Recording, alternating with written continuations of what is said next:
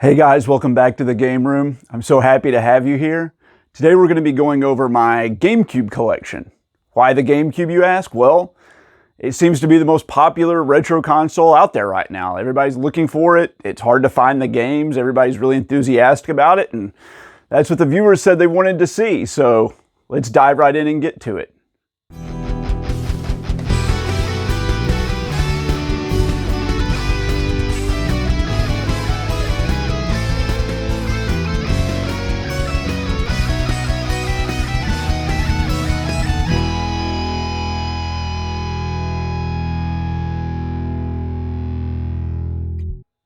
If you ever watch my other videos, my GameCube collection usually is like right behind where I'm standing, so there's some empty shelves behind me if you see it. I pulled everything out for you guys, and I have 37 GameCube games.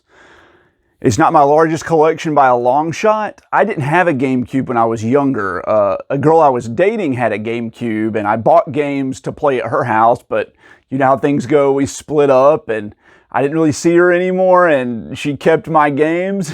So my whole goal with the GameCube was to get one and kind of get back the games that I had when I was younger. And I've been adding to it over the years, but when I was in college, no one I knew had a GameCube. Everybody played Xbox or PlayStation 2. It wasn't really till later on that the GameCube became really popular because it had some really good exclusive games for it that are a lot of fun, and they hold up really well. And I love the GameCube now.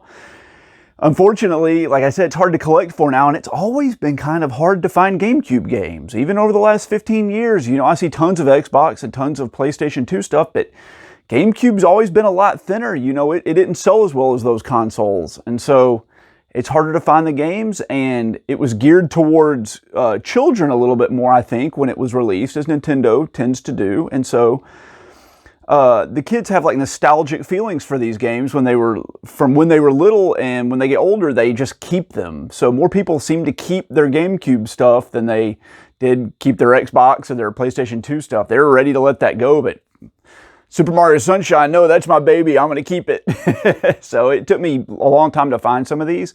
Some of them were really good deals, these games, and some of them I had to work just as hard as all of you guys out there. So I hope you enjoy it. Let's go ahead and dive into these. First up is the GameCube system box. When I bought my GameCube, years ago to play, and I have several GameCubes, but this is the box for the one I use.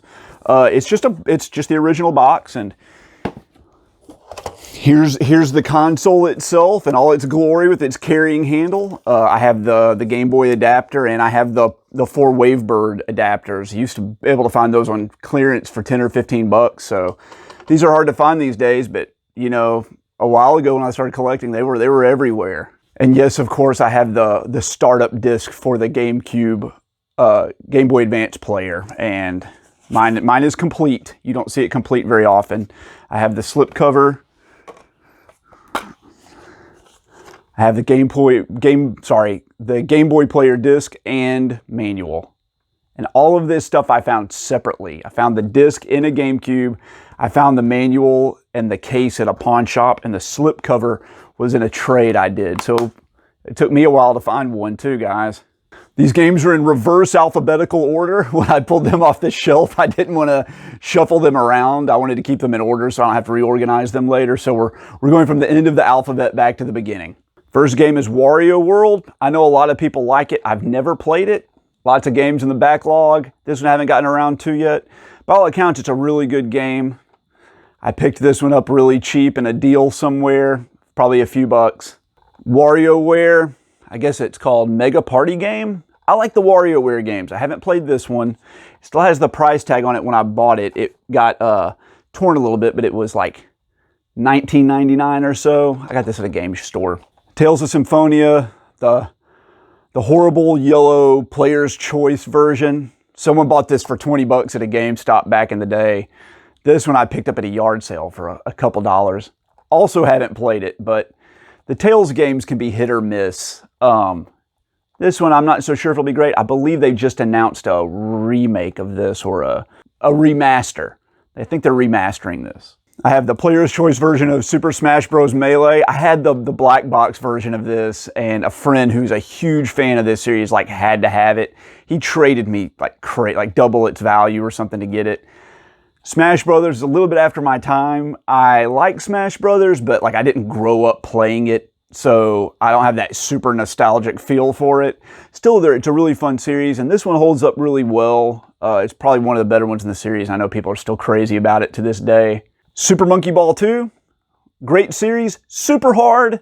The one on the Switch is harder than the GameCube versions because the controller is like strange and it doesn't have the right kind of throw, which means like the length of the analog stick is too short.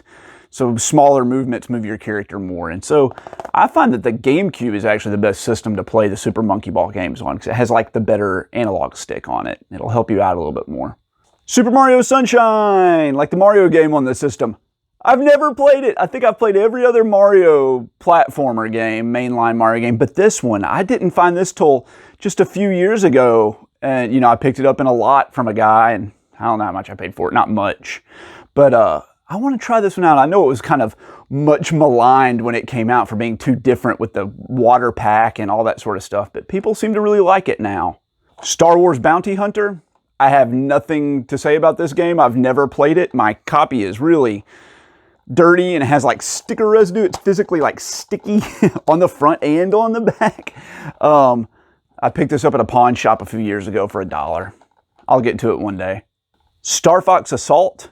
I don't remember. I get this in my mind confused with Star Fox Adventure, but I think, was this the one that Platinum Games made? I'm not sure. I don't know. I've never played it. I'll get to it one day. Let me know if this one's any good. I do like Star Fox. Star Fox Adventures, another much maligned game. I think people were really hoping for like a real Star Fox game, and instead they got like a weird 3D platformer, kind of like a rare game like Banjo-Kazooie or Donkey Kong, something like that. And I know a lot of people don't really like this, but I hear it's getting some love, 20 years down the road from when it came out. So we'll get to it one day. Also haven't played this one. Soul Calibur 2, the game that every collector has to buy because there's 3 different versions of it. There's one on the GameCube, one on the PlayStation 2, and one on the Xbox. And each one has a different character themed around the console they're on. So the GameCube version has Link, awesome. The PlayStation 2 version, was it Kratos? Did it have Kratos from God of War? I can't remember. And I think the Xbox one has like Darth Vader. I don't know, whatever.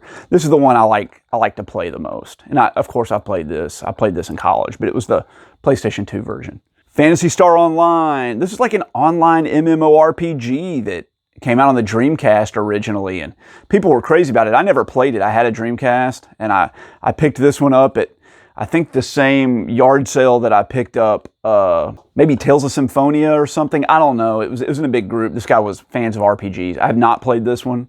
I haven't played a lot of these games, guys. Sorry, but they're still cool. They're worth playing, and I hear this one's even worth playing now, like offline. So we'll try it out. This one is going to make some people out there angry. Paper Mario and the Thousand Year Door, and it has the price sticker on it from when I bought it. Look at that, $5. And that was overpriced when I got it. This game was going for like 50 cents. And I have to say, I have found 30 or 40 copies of this game in my life out and about. And even when I was like buying collections from people in big lots of games and I was trying to like trade stuff away, it got to the point where I had so much stuff, my wife was like, you need to put some of this up on eBay. It's like taking up like the whole closet. So I put some of it up on eBay. And when I was selling this game on eBay, I put up like 15 copies of it for like 25, 30 bucks, buy it now. And they all sold. And that was kind of like what it was going for. I'm shocked this game's over like, is it over $100? Is this over $100?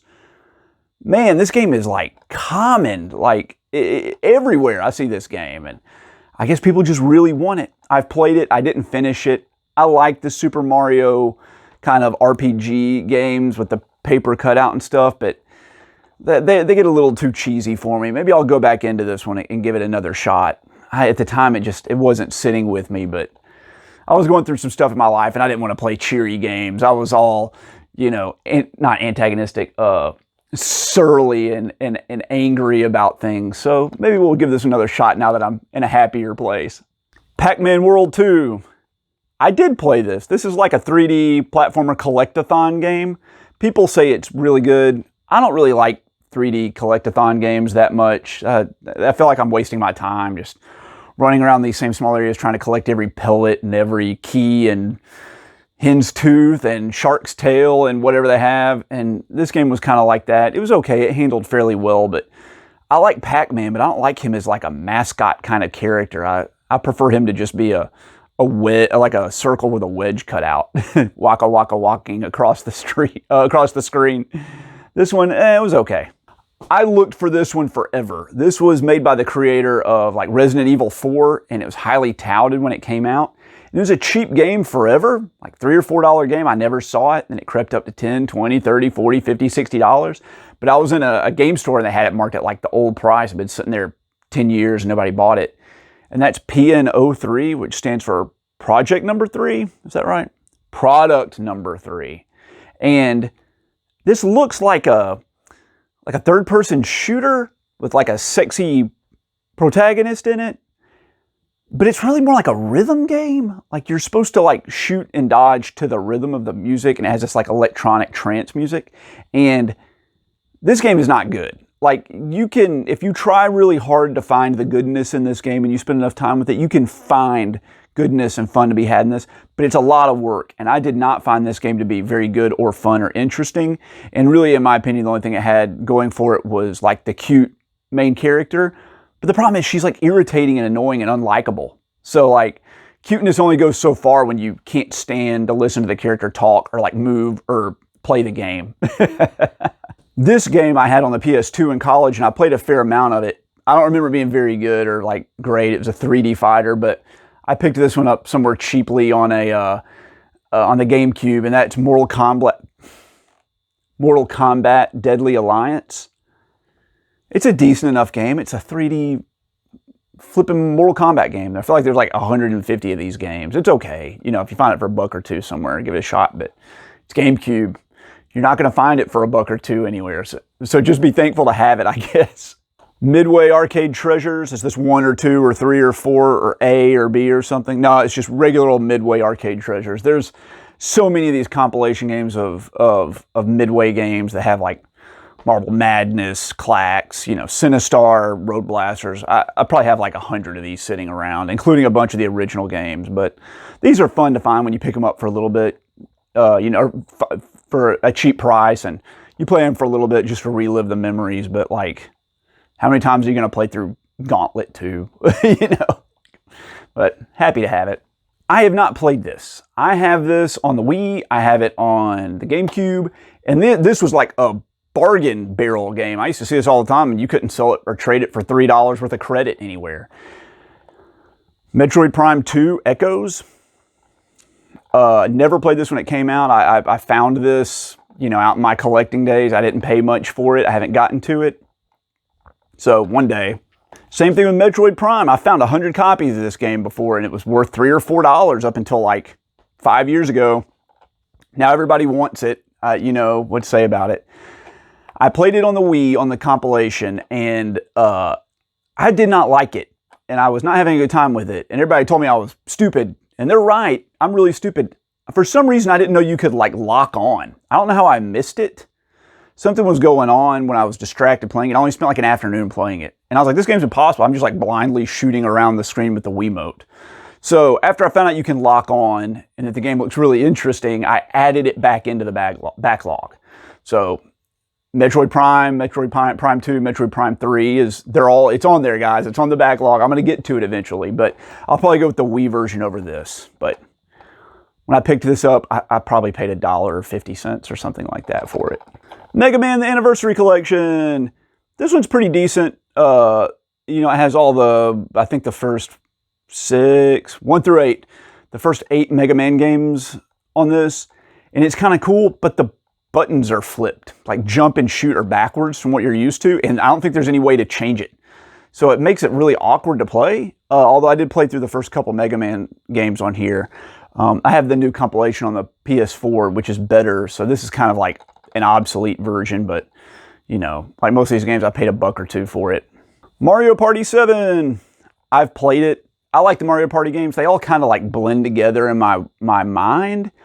And I guess it's because I didn't like play them as a kid with my family or whatever and spent, 1,000 hours competing against my brothers and sisters and stuff. I just kind of played these with like my wife and friends as they came along, and they're fun. You know, you play one for a few gaming sessions, and then you move on to the next one. And so this is no different. I think this is a high price game, but I paid a couple bucks for it back in the day. Mario Party 6, display only version. I think I got this from a Blockbuster, like used for a few dollars. Is this the one with the microphone? I can't remember. One of them or two of them or all of them use a microphone. And at the time when I played this with my buddies, we didn't have the microphone. So it was less fun, but it was still a good time. The Mario Party games are fun. Like I said, got this at a Blockbuster for just a couple bucks. I don't know if this makes it worth more or worth less. I don't know. I've never seen one anywhere else. Let me know. Mario Kart Double Dash. I've never played it. I played all the other Mario Karts except for this one. I found this one not that long ago, and I had to pay like 40 bucks for it or something like that, like everybody else did. And I figured it was my time. I wanted to play it, and so I went ahead and grabbed it. But it's supposed to be really fun. Luigi's Mansion. I picked this up after the Luigi's Mansion on the Switch came out, which I also don't have. I've been trying to find a copy of it somewhere cheap. You know how it is. You try to find those bargains. But I went ahead and picked this one up to try as well. My girlfriend from back in the day when I had the GameCube before, or the games, she had the GameCube and I had the games. She had this game and I watched her play a little bit of it, but I've never personally played it myself. And I picked this up at a game store and I paid retail for it. The Wind Waker, Zelda, everybody loves this game, right? My ex-girlfriend had this game and I watched her play like the whole thing. And I was not into the cel-shaded art style at the time. I like those dark adult graphics, but now I think it looks really cute. And so I picked this one up. I found it at a pawn shop in Key West, Florida. And it was like the only game they had, and I don't know how long it had been sitting there, but I paid a couple bucks for it. But I also have the version on the Wii U. So if it's on the backlog to play, but it's the Wii U version. So this one's just shelf decoration at the moment. More Zelda stuff. The Legend of Zelda Twilight Princess. This is the highly prized, sought after one instead of the one on the Wii, because I believe the Wii flipped the game because Link is like left-handed, and on the Wii, since you're slashing with the Wiimote, they moved it to the right hand. And so instead of just like moving the sword over to Link's other hand, they just mirror imaged the game. So this is the non-mirror image version of it. And I think this game's kind of like sought after and a little pricey. This one I found at a yard sale or something for a couple bucks. I haven't actually played it. I did play Twilight Princess on the Wii though, and I thought it was decent. Ooh, the promotional disc for Zelda. This you got, I believe, if you pre-ordered Twilight Princess or Wind Waker. It's Wind Waker. If you pre-ordered Wind Waker, you got this disc, which has like the original Legend of Zelda, Zelda 2, the NES games, and Ocarina of Time and Majora's Mask. And from what I understand, like this is the way to play these games if you want to play them on the TV. This one, I found it at GameStop right around the time GameStop was stopping selling GameCube games. It was 10 bucks. It was really a good find. And I have played the Legend of Zelda and Zelda 2 on here to try it out. But I've actually never finished Ocarina of Time or Majora's Mask. I really need to do it. I know, guys, it's just there's so many games to get to, and it's on the backlog just like every other game. Kirby's Air Ride. Another yard sale find for a couple bucks. I don't know anything about this game. Is this a racing game? I guess it's a racing game, right? Should be kind of cool. Kirby's fun, you know. I like it. It's that ugly player's choice cover. There's nothing you can do about those. You gotta get the games you can get, right? But this one looks kind of good. I like Kirby and I like racing games. Maybe this will be fun. When I started collecting for the GameCube, after I went out and purchased the GameCube, the first game I wanted to get was this game. And I played it for a little bit, and then I had to move. The apartment I was in was like, it got sold to another company, and they doubled the rent or something. So I had to move it. And I didn't finish the game, and it took me like months to get my game room set up in the other house. And so I never finished this. It's a very bizarre game and very weird. I got it at a GameStop. I had to drive to like a GameStop 30 miles away to find it. I think I paid $8 for it or something like that, but it's Killer 7. Very strange and bizarre game. And I think Suda51 or Suda51 did this, and he does like, I mean, all of his games are weird, right? But this one's really cool, and I've wanted to get back into it. I didn't have my spreadsheet or my backlog organized at the time I was playing this game, and it just kind of like fell under the radar. So I've added it back onto the backlog, and I'm going to get back into this one and finally beat it. But this is a bizarre game, guys. One of the strangest games I've ever seen. And if you have the chance to play it or you find a copy of it somewhere, snag it while you can, because I feel like this one's just going to keep going up. People are going to get mad about this one. Fire Emblem Path of Radiance. It's kind of like one of the holy grails on the system, right? I found it like 3 years ago, like at an estate sale. It was just sitting on a table. I bought it and like a bunch of other stuff and a GameCube, and I think I paid like $15 total for all of it. I didn't even really know this was in there. It was just like in a box. It said $15. I saw the GameCube on the top, and then when I got to my car, I was like, you know, I love the Fire Emblem series. I think it's a really good series, and it's a lot of fun. I haven't played this one yet. I also have the one on the Wii, the sequel to it. I'm going to get to them. They're up there on the list, so it shouldn't be too long before I get to this one, but there's still deals to be found out there, guys. You can still find these Holy Grail games if you search hard enough. Final Fantasy Crystal Chronicles. It came in a lot of games. It might have been in that same one that Path of Radiance was in.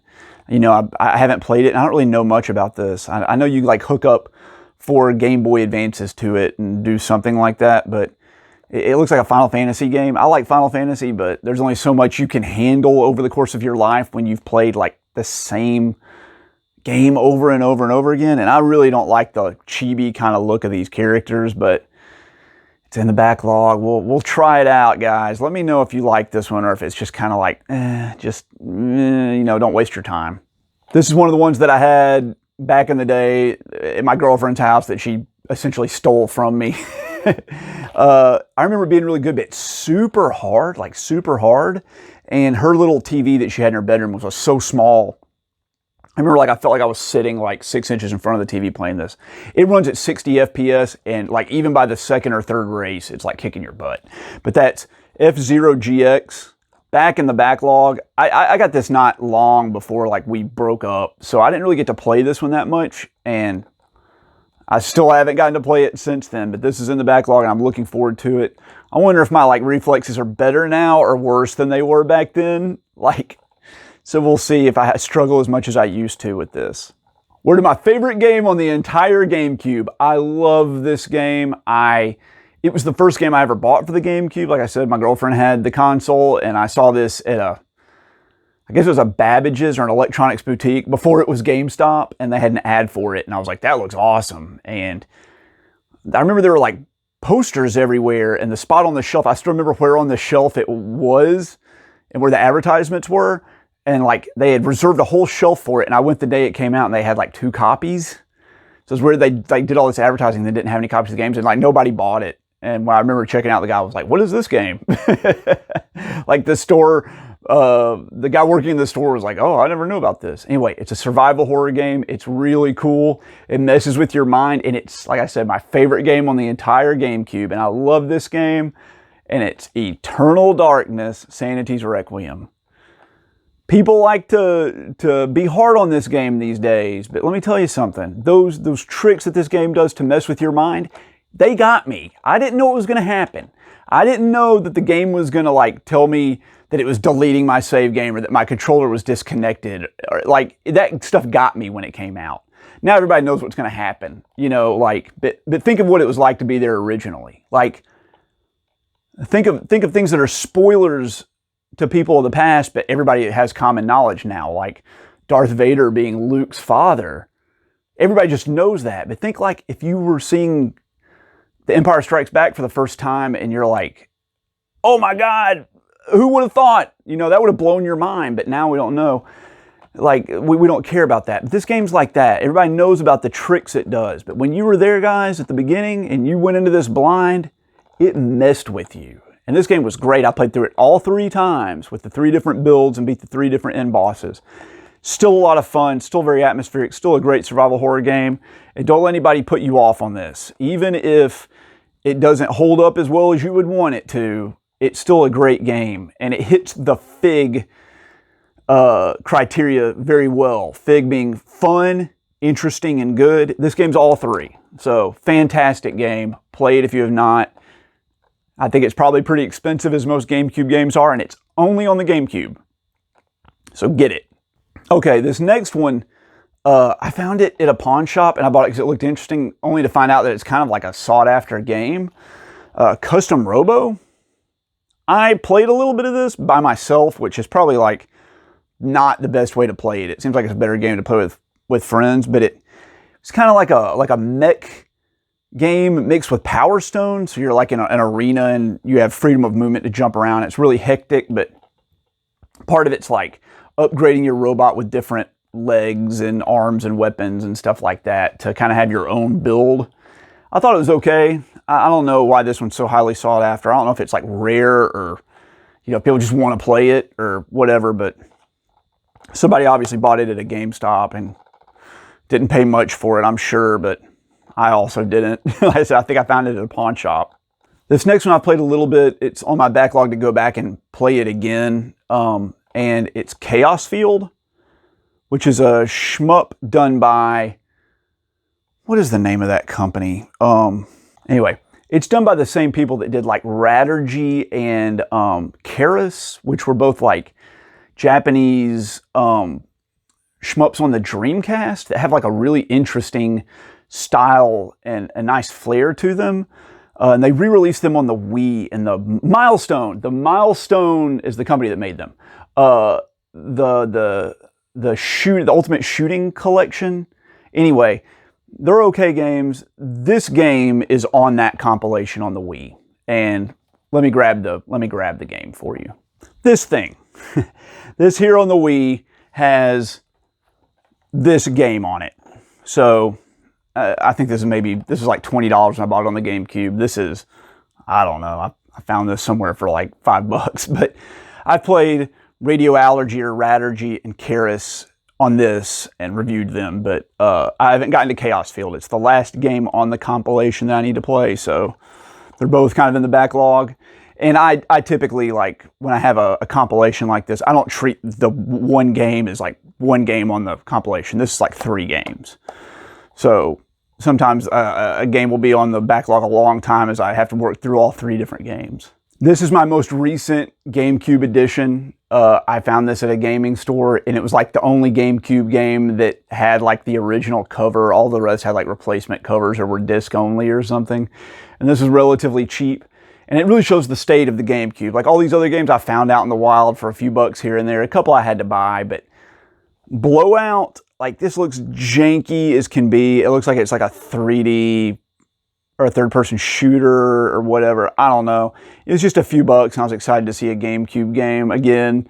But it's like dirty. Like it's got an old label that's got like staining on it, and like it's been bought and sold multiple times. It came from a GameStop, and it has like the tape, like where they taped it shut, and it leaves behind all the residue, and the tape is like crumbly. Man, like the state of GameCube collecting is so shocking to me, because you used to be able to see this stuff everywhere. Like, and now it's just gone to where like this is like a score. Like, look what I found, guys. You know, oh man, that's so crazy. Like, now is not the time to collect for GameCube. Zig when everybody else zags. Everybody's going for GameCube. Go collect for the Intellivision, all right? Go for where the people aren't, right?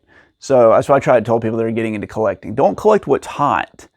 Collect what's not.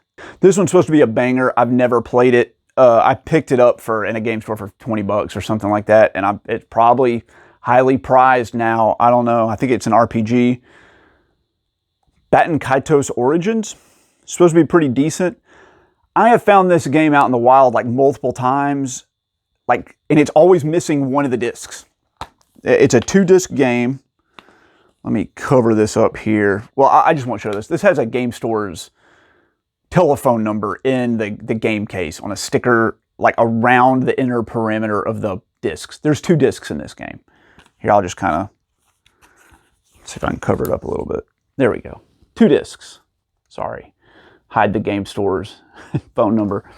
But it's every time I see this game, it's missing one of the discs. And people will pay like $60 for the game with just 1 disc. I don't understand. You can't play it. But I haven't tried this one yet. people have told me this is the one that I need to play the most of all the ones you've seen today. So we'll get into it. We'll get into all these games, guys. We're going to play them, I promise. It might be 30 years from now.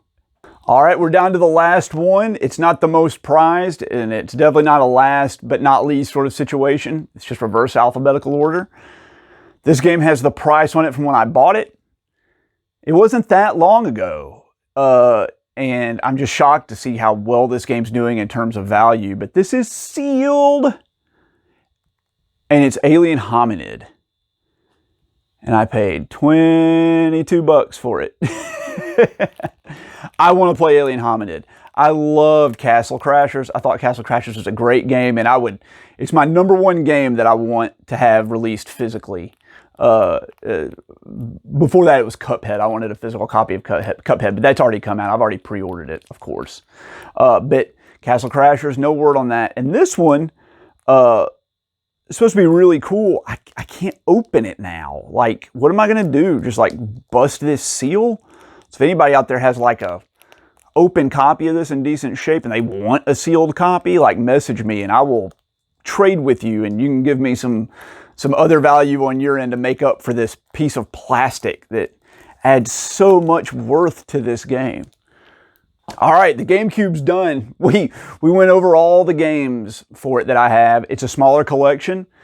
Of course, right now we're getting ready for Thanksgiving and I have to go upstairs and start cooking, guys.